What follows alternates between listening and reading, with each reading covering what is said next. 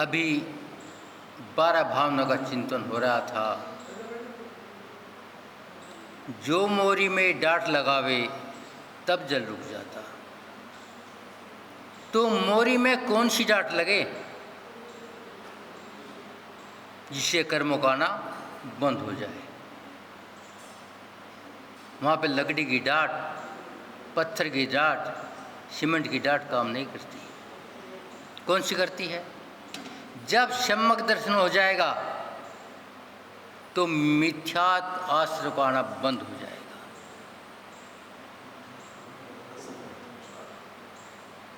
सम्यक दर्शन से ही मिथ्यात आश्रय रुकते हैं और मन वचन काय की योग्यता से हमारी जो है गुप्ती होती है, उससे संवर होता है। यदि हमारा मन पर, वचन पर, काय पर कंट्रोल होगा तो सब बीमारी रुक जाएंगी। और परमात्मा को छोड़ना कल कर लेंगे। और धन कमाने की बात आज ही करेंगे। अभिषेक की बात है कल करेंगे। पर जिनवाणी की बात है कल करेंगे। तो आचार्य कहते परमात्मा को छोड़ना, अपने में स्थिर होना, यही संवर का कारण है। लेकिन मैं आचार्य कहते हैं 10 धर्म का मानना यही तो धर्म है। लेकिन मैं 10 धर्म को मुख्य रूप से नहीं मानता। तो आचार्य कहते हैं विचार करो,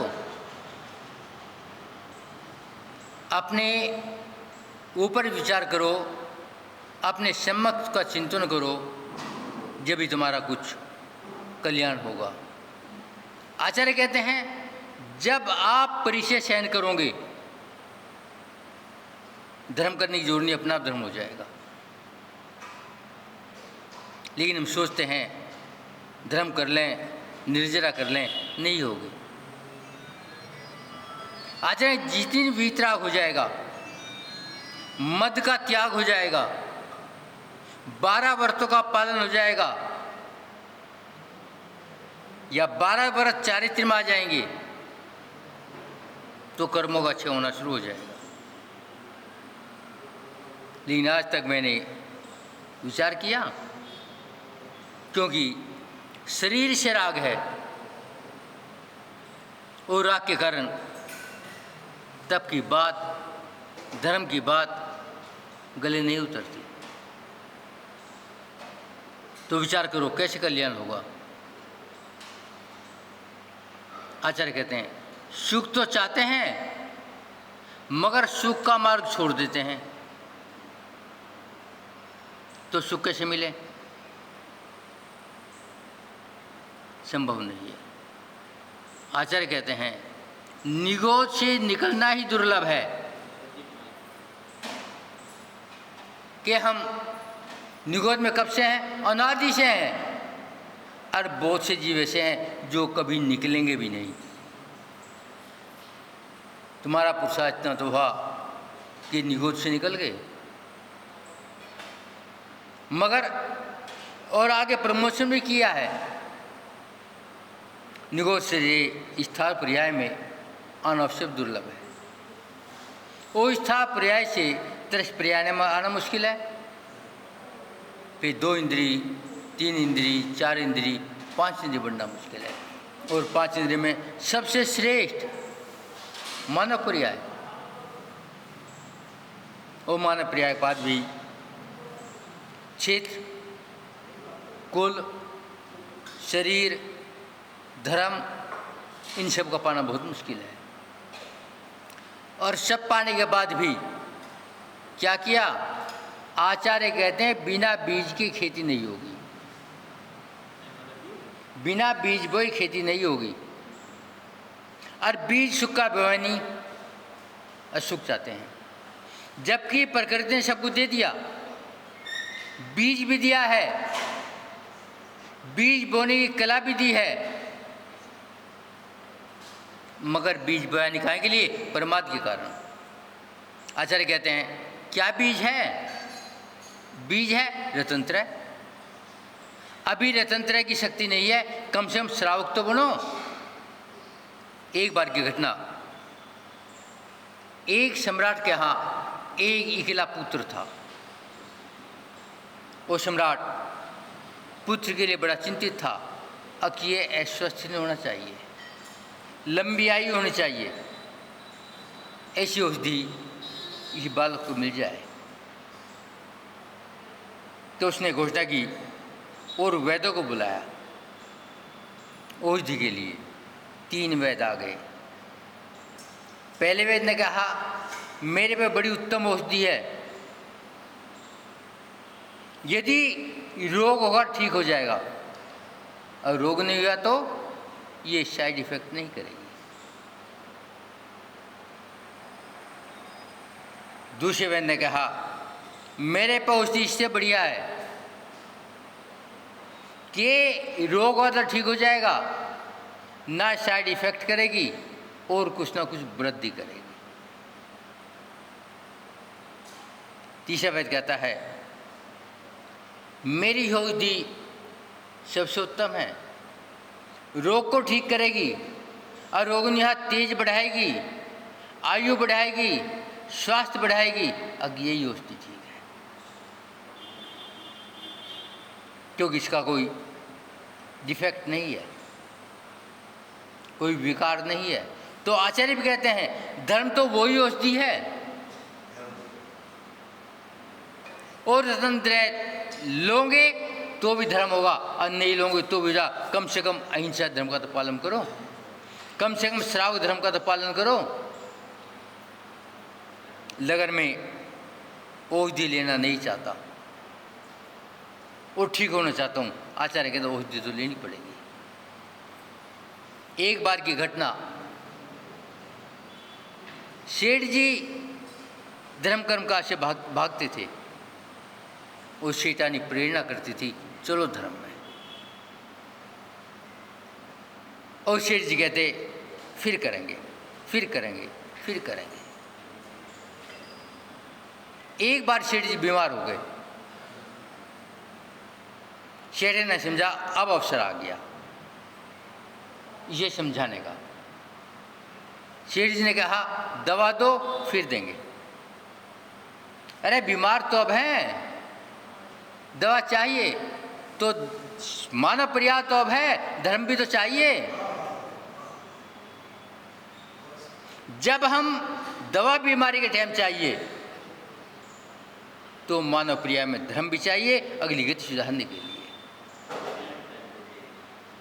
लेकिन मैं दवा के ध्यान तो रखता हूँ मगर अपनी आत्मा का ध्यान नहीं रखता। आचार्य कहते तुम्हारी आदत क्या है? एक बार माँ ने अपने बेटे से कहा, विदेश से पढ़ के आया था, माँ बीमार थी। माँ ने कहा बेटे मैं भोजन तो बना दूंगी, आटा भी गूंद लूँगी, सब्जी बना दूंगी, तू एक काम करना अपने उपवन में थोड़ा पानी दे देना। ठीक है माँ। फूलों का ध्यान रखना। ठीक है माँ। उसने उपवन में रोज 4-5 दिन पानी दिया, माँ ठीक होगी। चलो उपवन देख ले। उपवन में गई, फूल की पत्ती तो धुल गई मगर टूट गई। माँ ने पूछा बेटे पानी दिया था? रोज दिया, 2-2 बार दिया। कैसे दिया? ऐसे दिया। भाई ये तो गड़बड़ है, क्योंकि तेने जड़ को नहीं देखा। तू जड़ को पानी देता फूल तो अपना पनप जाते। तूने फूल को पानी दिया, पत्ती टूट गई। आचार्य कहते हैं ये स्थिति तेरी है, तू जड़ को पानी नहीं देना चाहता। जड़ क्या है? जड़ चेतन है और पत्ती फूल ये शरीर है। और तू शरीर को पानी देता है, शरीर का पोषण करता है, वो जड़ सूख जाएगी। आचार्य कहते हैं जिस दिन तुझे जड़ का ध्यान आ जाएगा तो उसका तना अपना आप मजबूत हो जाएगा। वो तना मजबूत होगा तो फूल खिल जाएंगे। फूल को खिलाने की जरूरत नहीं है, मगर मैं आज तक मात्र फूल खिलाता रहा हूँ, क्यों फूल को जो देखता हूँ। आचार्य कहते हैं ये कॉलेज, ये विद्यालय, ये पुस्तक ज्ञान तो देगी मगर क्या अनुभव नहीं देगी। और हमने ज्ञान को अनुभव मान लिया है, इसलिए घर घर में क्लेश है। आचार्य कहते हैं ये ज्ञान धन कमा सकता है मगर सुख शांति नहीं दे सकता। सुख शांति चाहिए तो अनुभव भी चाहिए। अनुभव कैसे मिलेगा? अनुभव के लिए आपको गुरु के पास जाना ही पड़ेगा। बगैर गुरु के अनुभव नहीं मिलेगा। यदि आप भगवान के पास नहीं गए तो क्षमा हो सकते हो, और गुरु के पास नहीं गए तो आप क्षमा नहीं हो सकते। क्यों?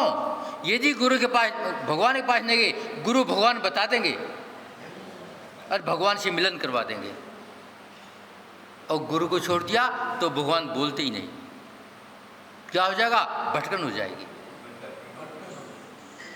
तो आचार्य कहते हैं क्या समझो? अनुभव लो।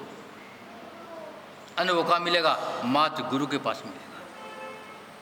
मगर वहां भी भटक मत जाना। जो गांव में बदमाश होते हैं उसे गुरु कहते हैं। जो गांव का बदमाश होता है उसे गुरु कहते हैं।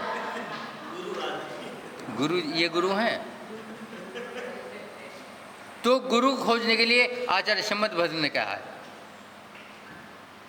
कि बगैर परीक्षा के भगवान को मत मानना। महान आचार्य हुए हैं, पंचम काल में हुए हैं। मैं भगवान को मस्त बाद में जगूंगा, पहले परीक्षा लूंगा। आप तो मीमांसा में लिखा है।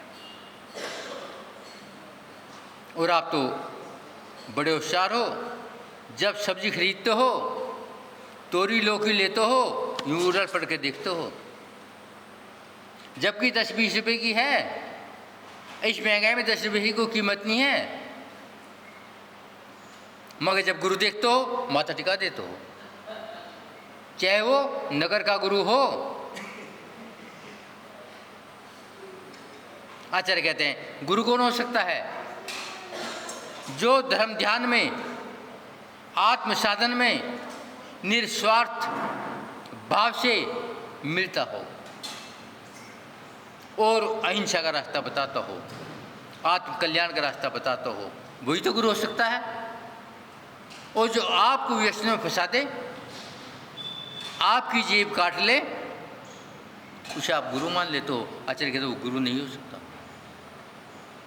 बस जिस दिन आप गुरु को समझ जाएंगे, अपनी आत्मा को समझ जाएंगे, आचार्य कहते हैं तुम्हारा कल्याण। शैतानी ठीक कहती है अब देख लो, दवा पहले मत लो, पहले तो अपना इलाज करा लो। बस शैतान पहले दवा लो, बीमारी ठीक हो जाएगी। आचार्य कहते हैं बस दवा ले लो तो शरीर से भी दवा ले लो और अपनी चेतना में देख लो। जब चेतनता को देखोगे तो स्वस्थ हो जाओगे। इससे पहले स्वस्थ होना बहुत संभव नहीं है। मैं इतना कहने के बाद अपनी वाणी को विराम देता हूँ कि हमें शुद्ध होना है, चेतन होना है, स्वस्थ होना है, दीर्घायु होना है, तो हमें परमात्मा की शरण में आना पड़ेगा। बगैर परमात्मा की शरण के ये कुछ नहीं होगा। ये 12 भावना यही बताती हैं कि हमें धर्म ध्यान में करो। तो सबसे आखिर में धर्म भावना लिखी है